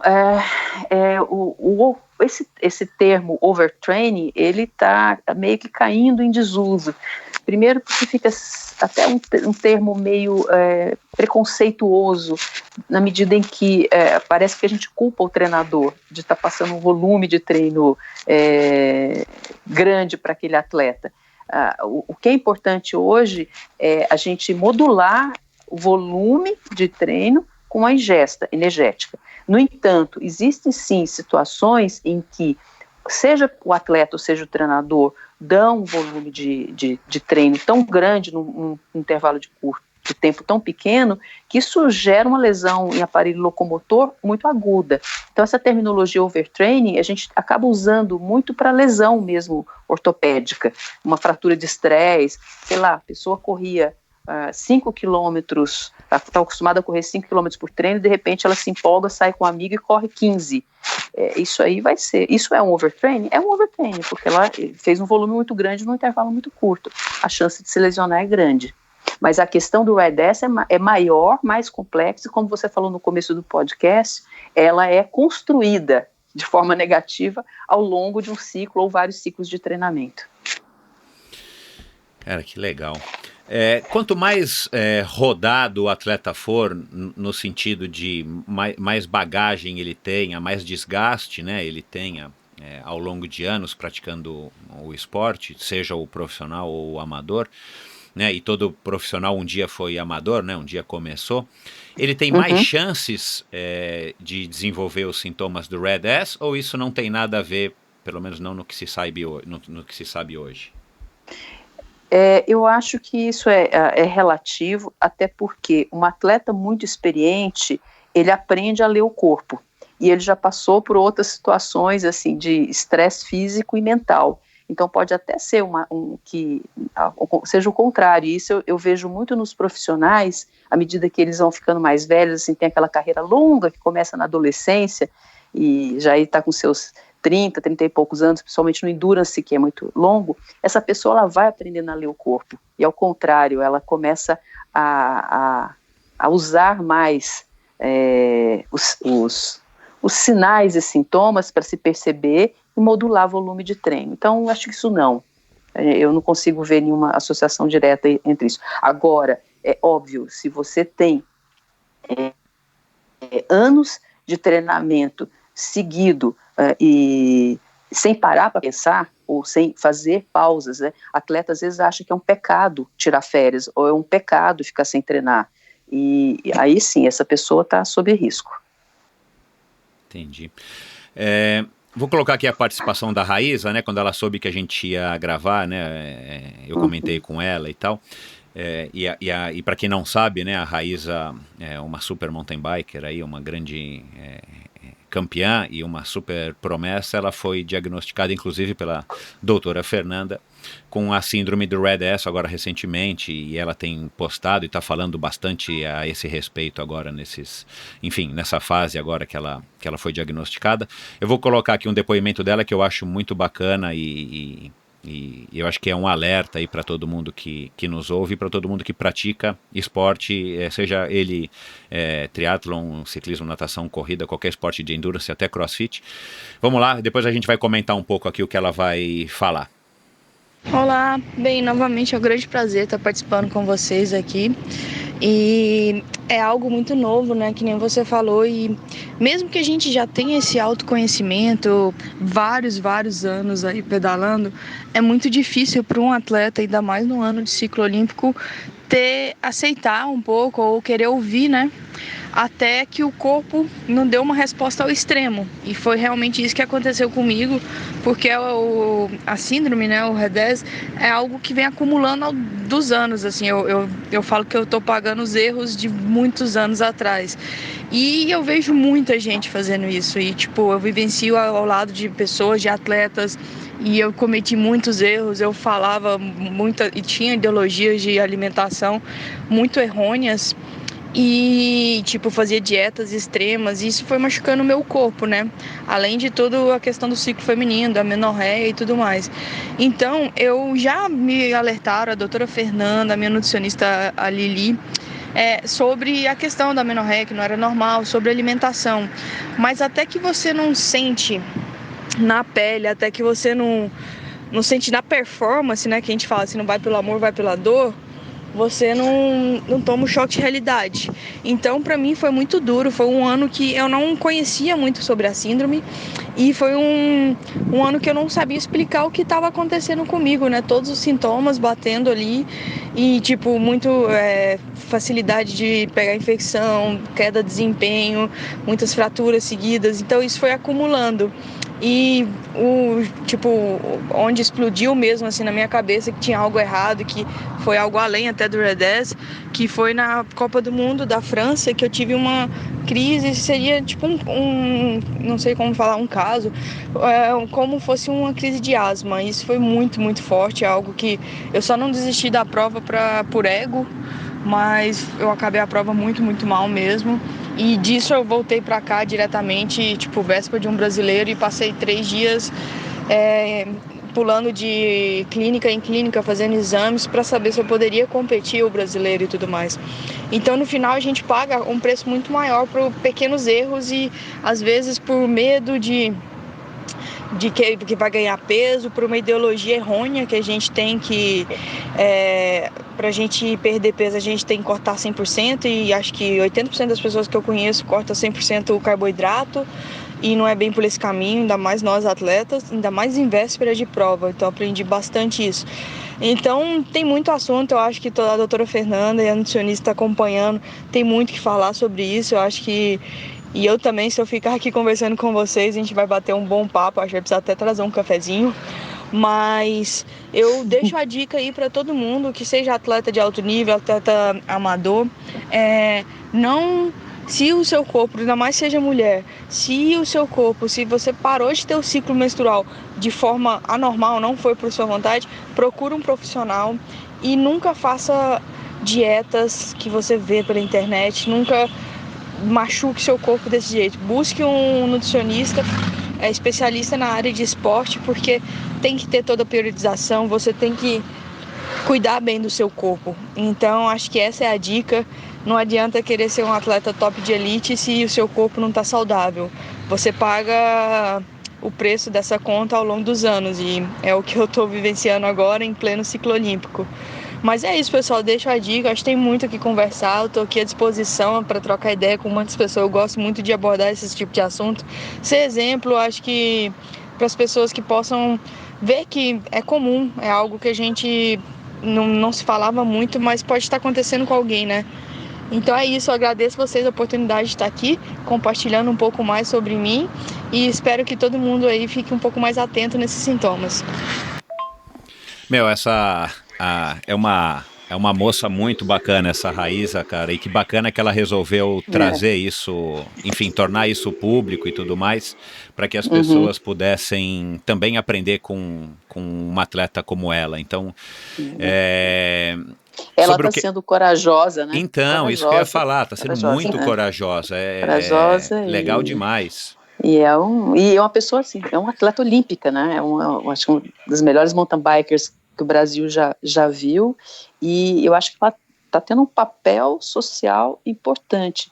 E eu acompanho a Raíza, foi um processo para ela perceber. E é engraçado que eu posso dizer isso, porque não existe nenhum sigilo médico, que a Raíza está dizendo já em várias entrevistas, os atletas, às vezes, eles ficam surdos para essa informação. A gente, como médico, a gente fala. Eu estou falando isso para ela já há uns bons meses. A ginecologista dela também, a Tatiana Pamerdiano, da mesma forma, mas a pessoa tem uma surdez seletiva, o atleta, que até ele, como ela chegar no caso dela, né, como uma pessoa muito forte, muito resistente, ela chegou no extremo aí na Copa do Mundo na França, em que aí a ficha dela caiu depois de quase morrer.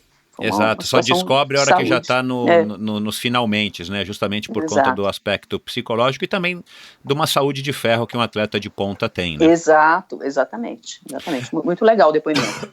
Aliás, talvez esse seja um dos grandes obstáculos para os atletas profissionais assumirem e descobrirem problemas de toda sorte, mas falando aqui especificamente do Red S, porque também há pressões, né? O cara tem um calendário, tem um patrocinador, ele não quer decepcionar, ele mesmo se cobra, aí tem o técnico e, enfim, toda uma atmosfera, um ambiente que favorece o atleta a estar sempre desempenhando cada vez mais, cada vez melhor e sempre no seu auge, né? O que é uma coisa que você estuda e você aprende, acho que no primeiro ano da Faculdade de Educação Física, que você não consegue estar no seu auge como desempenho físico o tempo todo, aliás, para nada na vida, né?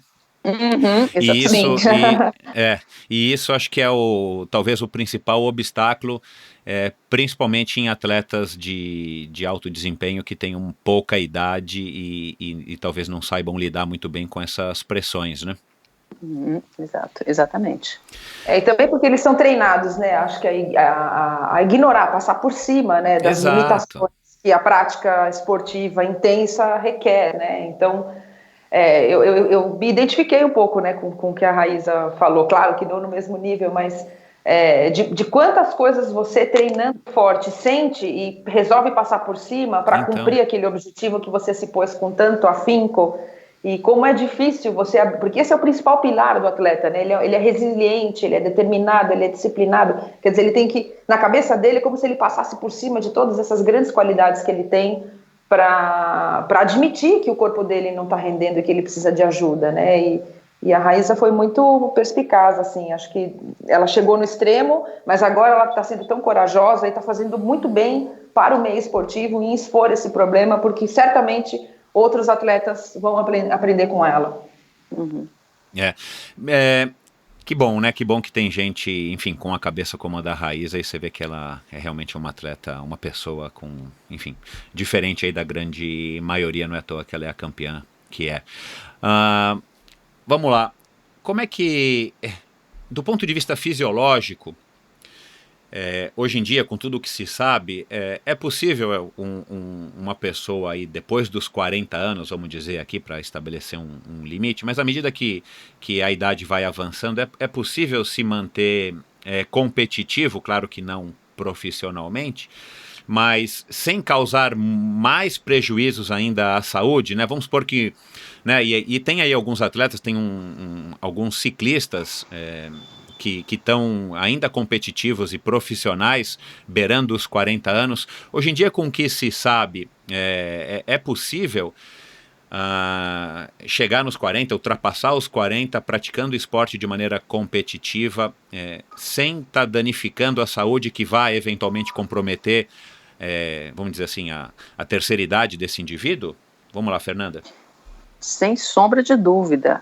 Aliás, assim, hoje a gente sabe que, primeiro, se a pessoa é destreinada, mesmo após os 40 anos, ela é treinável, todo mundo é treinável, todo mundo melhora do ponto de vista fisiológico em qualquer idade. E principalmente nas modalidades de endurance, hoje a longevidade no esporte está cada vez maior. E eu li esses dias um artigo, inclusive, que nessas modalidades, tanto na corrida quanto no ciclismo, na natação, as categorias estão cada dia aumentando mais para premiação, né, as faixas etárias, o que é muito bacana. Então, desde que o homem ou a mulher com mais de 40, 50 anos de idade tenha um acompanhamento médico, mantenha a sua saúde em dia, faça o seu check-up, é perfeitamente possível que continue treinando não só de forma recreativa, mas para participar de competições, desde que o parâmetro dessa competição esteja compatível com a faixa etária dessa pessoa, obviamente. Claro. Mas sim, é até recomendável uma manutenção de treinamento moderado para a prevenção de doenças crônicas, como hipertensão, diabetes, osteoporose, osteoartrose, até a própria osteoartrose, que se achava que é o processo degenerativo das articulações, que se acreditava que piorava, como, por exemplo, com corrida, com exercício físico. Hoje a gente sabe que são vários os fatores que levam o indivíduo até artrose, e mesmo o indivíduo com artrose, dependendo da articulação afetada, ele pode continuar treinando.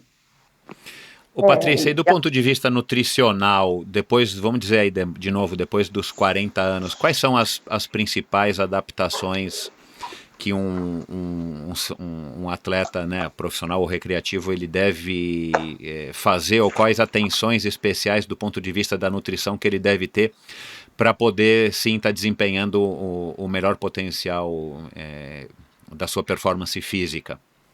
Então, o que eu acho que é importante notar é que, com a idade, naturalmente, há uma perda de massa muscular, que é chamada de sarcopenia. E, obviamente, que um atleta, ele tem um processo muito mais brando de sarcopenia do que um indivíduo que não faz atividade física alguma, ou que é levemente ativo. Mas um atleta que está vivendo o auge das suas condições físicas ali entre os 25 e 35 anos, com 40 e alguns, já vai notar uma certa perda de massa muscular. Ora, esse atleta deveria fazer um acompanhamento nutricional para monitorar a composição corporal. Isso também pode ser feito pelo médico do esporte, mas no sentido de detectar e monitorar essa perda ponderal, né, essa perda de massa muscular que ocorre naturalmente com o tempo, para minimizar isso. Então, o que a gente sabe é que quanto mais velho o indivíduo maior a necessidade de proteína que ele tem, porque com a idade, justamente por conta dessa dificuldade de manter a massa muscular original, o indivíduo é como se desenvolvesse uma resistência à proteína. Então ele precisa aumentar, por exemplo, o consumo de proteína para manter as mesmas fibras musculares que ele sempre teve. Então é um ajuste que a gente vai fazendo com o tempo. Um outro ajuste importante a gente tem que assumir que os mecanismos de proteção contra os radicais livres, contra aquelas reações químicas que geram muitos elétrons desequilibrados e que vão danando, que vão estragando o DNA das nossas células, ele começa a ocorrer de formas mais contundentes com a idade.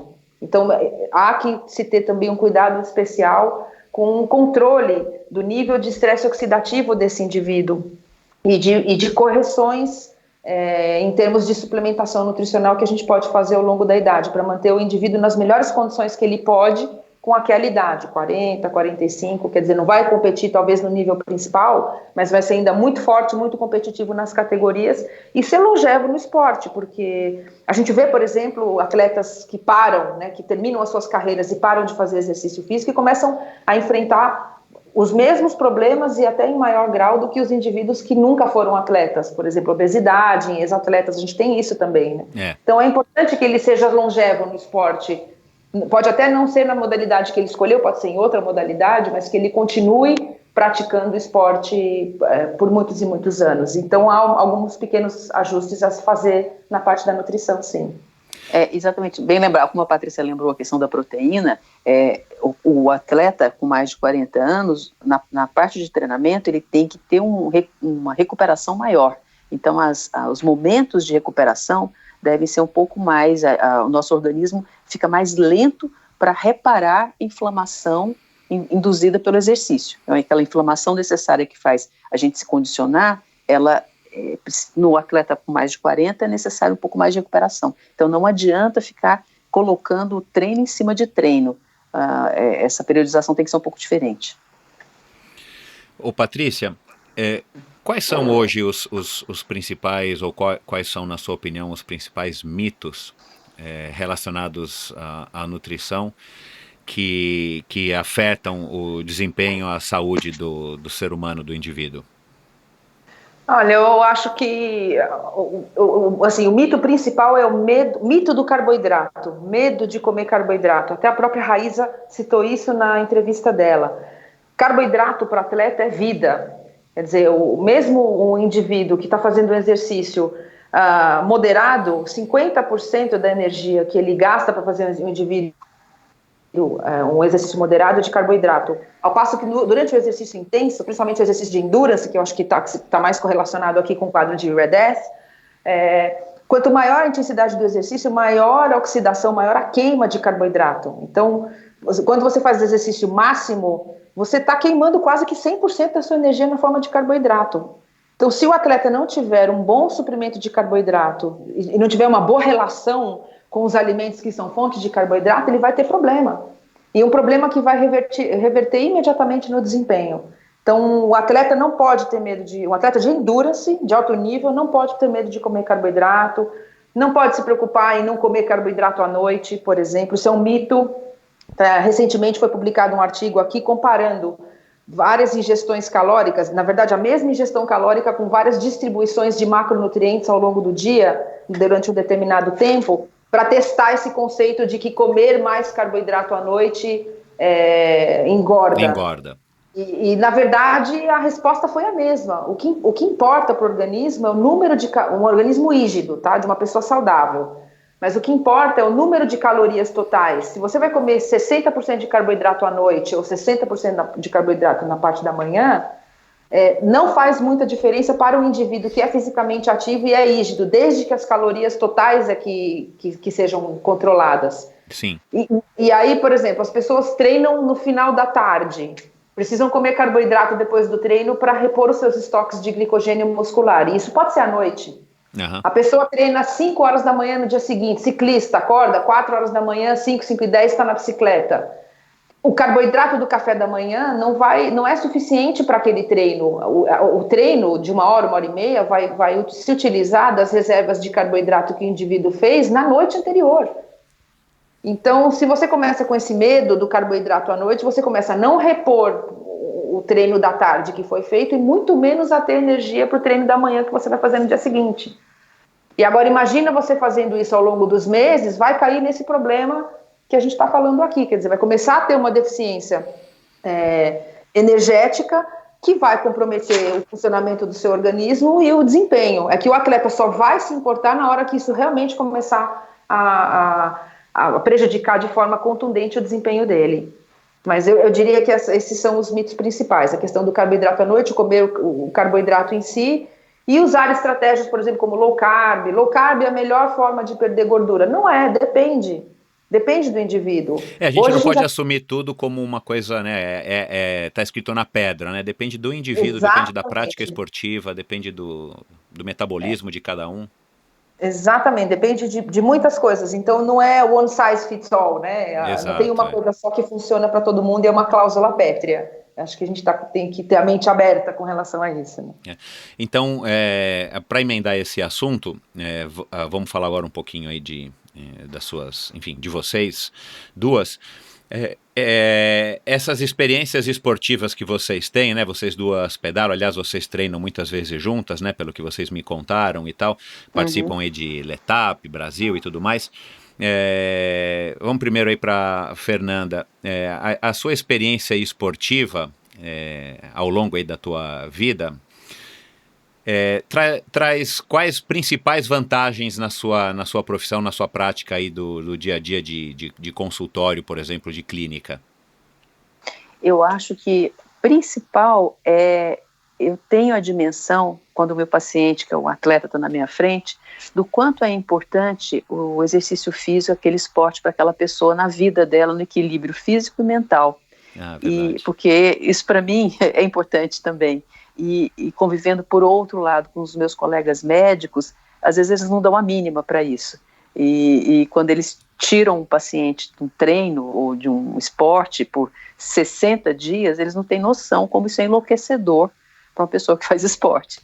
Então, talvez acho que a minha maior experiência seja essa. Eu tenho muito respeito pelo que o meu atleta recreativo, o profissional nem se fala, mas o recreativo faz. E eu procuro, quando eu vou tratar essa pessoa e a gente precisa de alguma maneira reduzir volume de treino, respeitar e tentar fazer uma adaptação, né? Modular isso aí de forma que a pessoa não se sinta tão sem chão. Acho que esse é o principal ponto. E você, Patrícia? Olha, o que a Fernanda falou foi um ponto importante, porque como a gente vivencia o esporte, a gente tem empatia. A gente tem empatia pelo outro, a gente sabe o que significa uma ausência de exercício físico no indivíduo, na vida de um indivíduo que já está acostumado e já colhe os benefícios do exercício físico. E, além do que, muitas questões práticas. Eu pedalo, né, já há muitos anos. E eu sei, né, o que falar, o que não falar para o indivíduo que pedala. E isso não está nos livros, né? Nos livros de nutrição tem muitas coisas as entrelinhas das modalidades, que é só você vivenciando. Você pode até não praticar a modalidade, mas você tem que visitar, você tem que ver, acompanhar um pouco a rotina dessas pessoas para você ter uma ideia. Então o ciclismo aqui é um ponto em comum nosso, mas eu já fiz maratona, já corri, então a corrida também me ensinou milhares de coisas. Já trabalhei com jogadores de futebol, acompanhei o dia a dia desses atletas em estádio, em jogo. Então, o fato da gente estar praticando esporte ajuda e muito, e vivenciar essa rotina do esporte justamente para a gente se colocar com mais facilidade no lugar do outro e falar e dar uma conduta que faça muito sentido para essas pessoas. Legal. Existe alguma coisa na qual vocês duas enfim, acreditavam por conta de pesquisas e de estudos e tudo mais, o que vocês foram aprendendo ao longo aí da carreira de vocês, mas que agora vocês estão colocando em xeque por conta de novas pesquisas, novos descobrimentos e talvez até por experiência própria? Vamos começar com a Fernanda. Eu sempre tenho, o tempo inteiro, a área de saúde, as pesquisas e as evidências pululam o tempo todo, então é fundamental nessa área a gente estar lendo e estar atualizada o tempo inteiro. Eu nem consigo lembrar agora para citar um exemplo médico específico, mas vou lembrar, sei lá, vou citar um aí agora, um antibiótico que a gente prescreve rotineiramente, chamado quinolona, prescrevia sem grandes problemas. Hoje eu não tenho coragem de prescrever esse antibiótico, porque é um antibiótico que pode, em atleta, lesionar músculo, lesionar tendão. Então são coisas de aprendizado que a gente vai tendo e de trabalhos que vão saindo. Tá? Então acho que o recado não adianta. Em medicina, acho que em nutrição também, a gente está aprendendo sempre. Legal. E você, Patrícia, tem alguma coisa aí que chama a atenção, que você está agora, enfim, colocando em xeque, que está indo atrás a fundo para ver se é ou se não é de fato? Eu diria que a nutrição é como a medicina, porque os alimentos, a forma das pessoas comerem vai mudando tanto com o tempo. Por exemplo, hoje a gente tem mais cuidado com alimentos ultraprocessados, a gente tem mais cuidado com o tipo de óleo que você prescreve no seu paciente. Nos anos 90 eu não queria saber se o óleo era refinado ou não. Quer dizer, hoje eu já tenho essa preocupação, porque a gente tem agora mais consciência e mais dados dos malefícios de determinados aditivos alimentares, aditivos químicos. Então, o ramo da alimentação e da nutrição também é muito permeável, é muito rico, é muito dinâmico. Mas eu queria pontuar aqui uma segunda coisa. Nesses anos de pesquisa, né, participando das pesquisas de obesidade e compulsão alimentar lá na Faculdade de Ciências da Saúde Pública da USP, com a professora Fernanda Scaliuzzi, eu aprendi uma coisa. Hoje, eu já questiono muito a abordagem prescritiva dentro da nutrição, a questão da prescrição de uma dieta rígida dentro da nutrição. Porque nós precisamos, e isso foi uma mudança de paradigma muito grande para mim, nós precisamos também instrumentalizar o paciente a seguir as suas sensações de fome e de saciedade.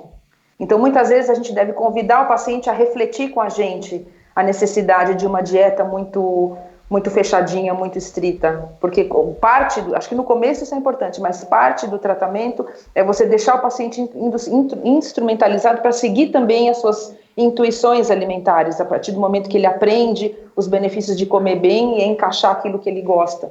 Então eu diria que isso era uma coisa que eu não via a possibilidade de fazer no passado e que hoje, diante das evidências científicas que até eu tive a felicidade de ajudar a produzir, já tem um outro olhar sobre isso. Então, tem momentos que eu posso usar o que a gente chama de abordagem não prescritiva. Isso foi uma grande mudança de paradigma para mim. Uau, que legal. E o que vocês mais gostariam de ver não acontecer, ou se vocês tivessem uma varinha mágica e vocês pudessem proibir os atletas de fazerem, vamos dizer, um erro principal que eles cometem? O que seria, Fernanda? Eu acho que é usar doping. Eu acho isso lamentável. Eu não consigo entender o que passa pela cabeça de um atleta ou de um técnico utilizar a substância que não pela questão ética, mas pela questão de saúde mesmo. Tem substâncias que se você usa, tudo bem, sua performance vai melhorar? Vai. Que em esporte profissional isso milissegundos faz diferença, mas o custo é muito alto do ponto de vista da saúde, eventualmente, né? Vale a pena? Essa é a pergunta que eu deixo. E você, Paty? Olha, eu acho que se eu pudesse impedir as pessoas de ter sofrimentos psíquicos relacionados à alimentação, acho que seria uma boa coisa, sabe? Que as pessoas não sofram para comer, que as pessoas saibam comer com bom senso, comer aquilo que é bom e que precisam, mas também aquilo que lhes dá prazer e que elas gostam, e viver bem com isso. Acho que isso seria uma coisa que, de repente, se eu tivesse uma varinha mágica, eu queria que todo mundo incorporasse isso em suas rotinas. Legal. Ficam aí os recados, as dicas aí das duas especialistas. E antes de encerrar, quais são os seus próximos objetivos esportivos pessoais? Fernanda, primeiro. O que você está treinando para o quê, Fernanda? Para o Outro Brasil? Estou treinando, não, é uma coisa mais, eu vou para fazer um training camp em Girona agora em outubro. Então eu quero superar os meus personal bests, assim, em termos de quilometragem e altimetria. Legal. Dá para os ouvintes te acompanharem no Strava ou você tem um codinome lá? Tenho. Eu tenho um Strava, sim. Eu vou passar depois. O meu não me lembro o meu codinome, mas eu estou lá no Strava. Legal. Que bom. Boa sorte. Girona é um dos epicentros do ciclismo europeu, né? Então tem treinos míticos, né? Lá, exatamente. Que legal. E você, Patrícia? Então, ano passado eu fiz o Letap lá em Campos do Jordão e foi uma experiência incrível. E eu fiquei realmente muito feliz em ter completado a prova. Esse ano eu não consegui me organizar para treinar tanto quanto ano passado, então eu preferi não me inscrever. Mas meu próximo objetivo é fazer o warm-up do Brasil Ride lá em Botucatu. Nos meus grandes sonhos, assim, eu tenho muita vontade de fazer uma prova de mountain bike multi-etapas, né? E me pareceu um bom começo, né, iniciar ali pelo pessoal do Brasil Ride, uma prova de 3 dias, para começar a sentir o que é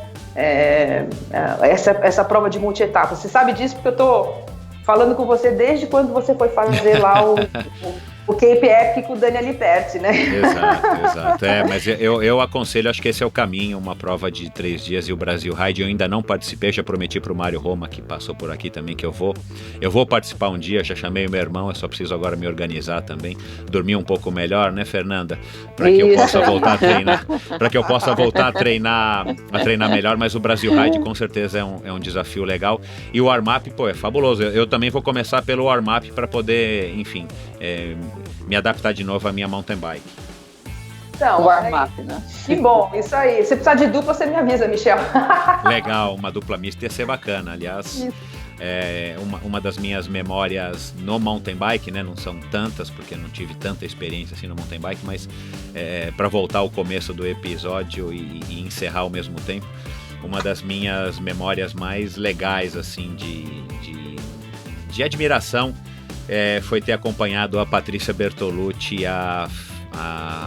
esqueci com quem que ela competiu, a Haddad lá, esqueci, uma médica também. Ela competiu, um dos anos que eu fiz a Cape Epic, ela competiu e terminou a prova, assim, muito bem, assim, eu fiquei impressionado com a determinação e a raça da Patrícia Bertolucci nesse ano da Cape Epic. Eu acho que equipes mistas, ela fez uma feminina nesse ano, mas acho que equipes mistas são muito legais e criam um desafio e ao mesmo tempo uma rotina mais interessante para quem está participando, né, fazendo parte da dupla. Então quem sabe a gente organiza isso para estar participando de uma prova dessas em dupla.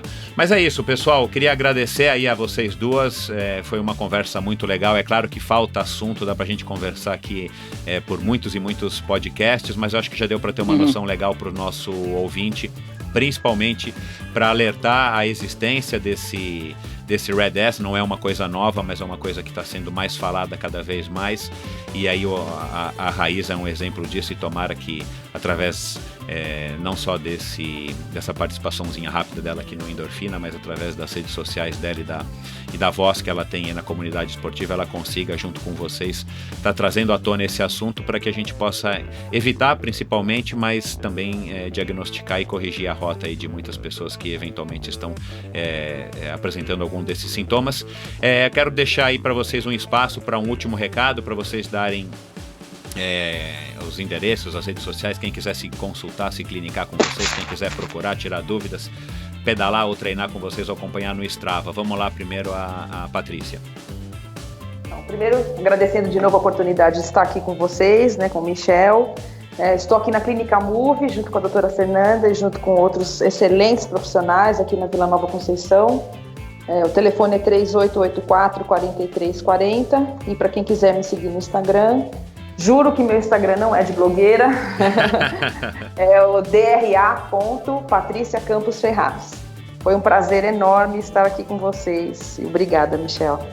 Obrigado, Paty. E Fernanda?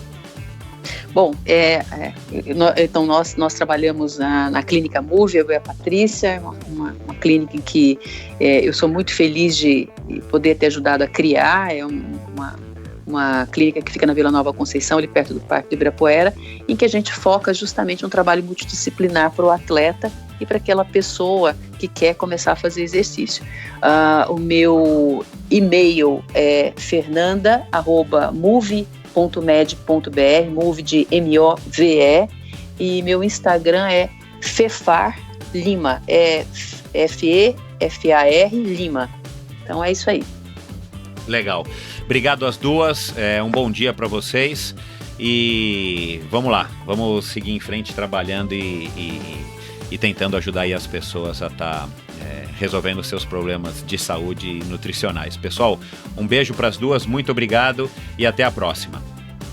Obrigado. Pois é, pessoal, esse foi mais um episódio do Endorfina Podcast, duas profissionais sensacionais, super antenadas, assim, atualizadas e à frente aí desses temas nutrição e medicina do esporte, super acessíveis aqui no Brasil, aqui em São Paulo. Então, se você acha que você está com algum sintoma, se você está com algum desses sintomas do RED-S, ou se você está querendo mudar, ou se você mudou a sua nutrição recentemente, seja por qual motivo, e você fez isso sem orientação, fica a dica, procure um nutricionista, né? Procure a doutora Patrícia, que está aí bem antenada, como eu acabei de falar. E se você já está com algum sintoma, procure a doutora Fernanda e principalmente interaja com elas aí nas redes sociais, diga para elas se você gostou, quais são suas dúvidas, tirem dúvidas, enfim, interajam com elas nas redes sociais, elas vão adorar saber que vocês conheceram e gostaram delas através do Endorfina. E é isso, espero vocês na semana que vem com mais um episódio muito bacana, aliás, um episódio particularmente legal com um atleta amador que teve uma grande transformação na vida através do esporte. É um cara gente da gente, um cara que vocês com certeza vão gostar de ouvir e muitos de vocês vão se correlacionar com a história dele. Então espero vocês na semana que vem para mais um episódio fabuloso do Endorfina Podcast. Valeu!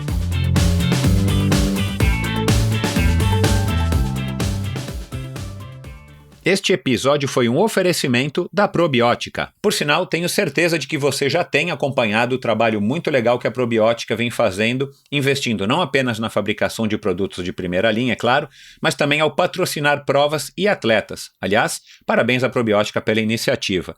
Estamos precisando de empresas que acreditem no esporte de uma maneira sustentável e o apoio aos atletas profissionais é uma parte importantíssima nesse processo. Aliás, muitos atletas já comentaram a esse respeito aqui no Endorfina. A Probiótica produz uma linha específica de suplementos da mais alta qualidade para os esportes de endurance, tanto para os seus treinos quanto para as provas. Você encontra uma linha completa de carboidratos, desde o tradicional Carbap Gel até o Carbap Pós 4x1, diversos tipos de proteínas, energéticos como a D-ribose e a destrose, glutamina, creatina e os BCAAs que seu nutricionista já deve ter recomendado. Estes produtos e toda a extensa e completa linha de suplementos da Probiótica você encontra na Quality Nutrition. Apenas uma loja com a experiência, conhecimento e excelência da Quality Nutrition é capaz de oferecer a variedade e o atendimento que você procura. Uma ideia bacana da Quality Nutrition, e que ao meu ver foi uma grande sacada do Marcelo Kim, foi a criação dos combos promocionais. Você compra 3 produtos iguais e ganha um desconto que pode chegar aos 50%. Outra sacada é a Quality Week. Em toda a última semana do mês, cerca de 80 produtos nacionais e importados entram em promoção, com descontos que também podem chegar aos 50%. Além dos 3 endereços em São Paulo, você pode comprar convenientemente de qualquer lugar do Brasil através da loja virtual da Quality Nutrition. Você tem literalmente na ponta dos dedos acesso a uma quantidade inimaginável de marcas e produtos. Acesse qualitynutritionloja.com.br e faça suas compras hoje mesmo. A Probiótica é patrocinadora oficial do circuito Ironman Brasil e 3-Day Series 2019. probiotica.com.br. Acesse o site agora mesmo e conheça a linha completa de produtos da Probiótica. No Instagram, Probiótica Oficial e Quality Nutrition Loja. Siga os perfis e fique por dentro das últimas novidades dessas duas marcas. Obrigado por ouvir esse episódio do Endorfina. Acesse o endorfinabr.com, vá no post do episódio de hoje para conhecer um pouco mais sobre o meu convidado e alguns assuntos abordados em nossa conversa. Lá você ainda encontra todos os episódios do Endorfina e uma galeria de fotos da história do triatlon brasileiro. Se você curtiu, colabore assinando o Endorfina na iTunes Store ou Spotify e compartilhando com seus amigos. Lembre-se de enviar suas sugestões, críticas e comentários através do perfil Endorfina BR no Instagram ou através do Endorfina com Michel Bogli no Facebook. Um abraço e até a semana que vem.